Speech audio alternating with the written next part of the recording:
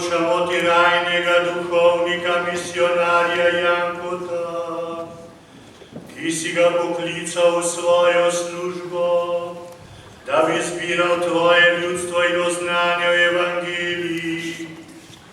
Odzval se je tvojemu klicu in ti zvesto služil iz ljubezni do tebe in do ljudi. Naj med tvojimi izvoljenimi v nebesih uživa večno radost po našem Gospodu Jezusu Kristusu, tvojem Sinu, ki s teboj v občestvu Svetega Duha živi in kraljuje